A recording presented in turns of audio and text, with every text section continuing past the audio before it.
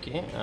আজকে বাংলাদেশ সহকারী হাইকমিশন আগরতলা কর্তৃক আমরা আমাদের বাংলাদেশের মহান বিজয় দিবস উদযাপন করছি।